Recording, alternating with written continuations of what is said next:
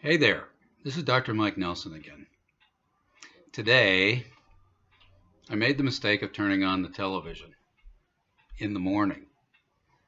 Broke one of my own rules. The Price is Right was on. I was doing some other things, but I was listening and I was watching. It's noise, it's color, it's better than listening to the voices in my head. Well, it turns out that by the time that 30 minutes was over, I had actually lost several IQ points. Well, we sit here looking at memes on Facebook or watching The Price is Right or binging on the news.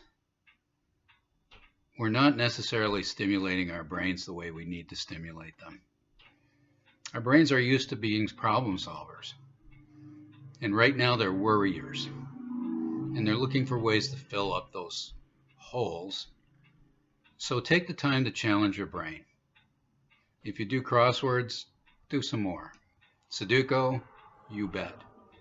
But don't forget our older friends, older relatives, like me,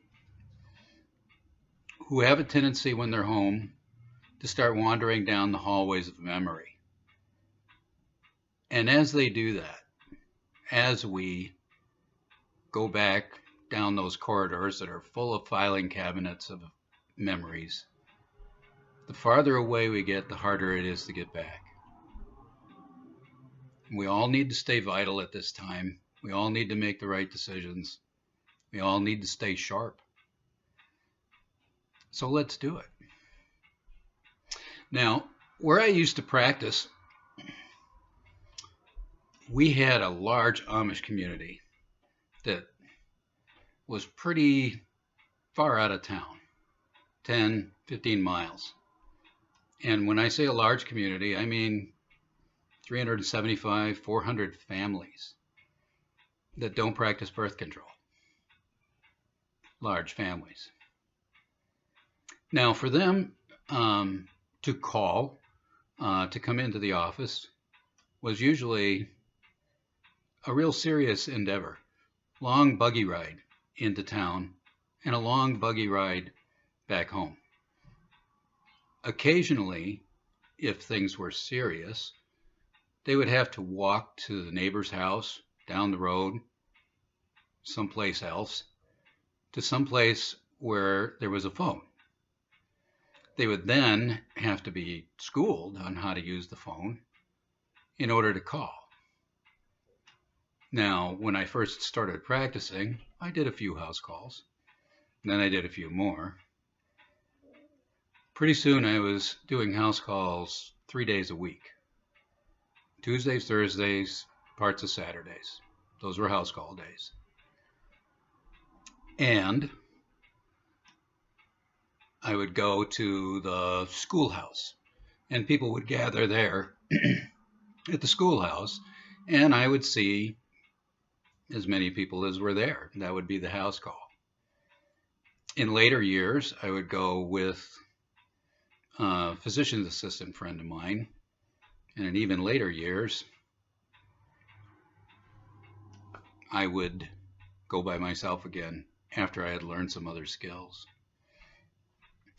So I was relatively newlywed at the time, and I would come home with probably maybe $20, raw pig's liver, pound of egg noodles, 2 loaves of bread, and a can of pickles.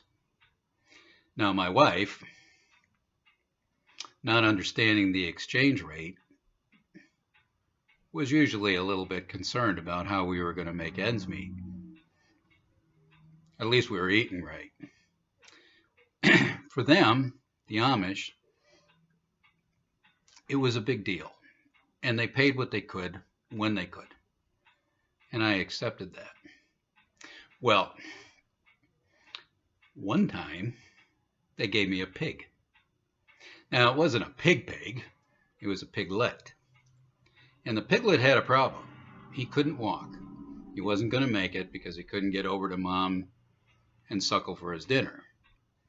So the Amish farmer offered it to me and said, maybe there's something you can do for this. And if you can, maybe you can sell the pig. Well, coming home with a pound of egg noodles is a lot different than coming home with a live pig. My wife was a city girl and long suffering. I don't know how she did it, to tell you the truth, because I'm, you know, anyway. But when I showed up with a pig, she actually was on board. It was cute as heck. And so she fed the pig. She had a couple of baby bottles. I had a son at the time. And so she took it upon herself to feed this pig and give him a bath, make sure he didn't have any fleas and that sort of thing. And, you know, as a classically trained chiropractor, I tried to adjust the pig. Well, lo and behold, the pig got better. Pretty soon, the little guy was running around, being a good old boy, lots of fun. And it started to dawn on both of us that pretty soon he wasn't going to be a little pig anymore. He was going to be a big pig. So I said, well, let's take him back and maybe they can take care of him. Oh, that was great. Now, I will caution you, adjusting a pig is probably not something that I really should be spreading around, but it was a fun little experiment anyway. So I took the pig back to Yoder's, and they were glad to have it back, especially that it could walk and everything like that. Well, a month or so later, I was going to do house calls. It was Tuesday or Thursday or Saturday afternoon, and my wife liked to ride along with me. So she went along because she was excited to see our friend the pig. So we went to Yoder's and greetings, how's everything going?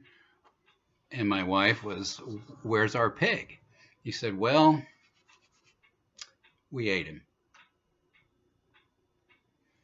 So if you can, take the time to do a crossword puzzle. Don't watch something or do something that makes you lose IQ points. And we'll keep doing these little stories. Thank you.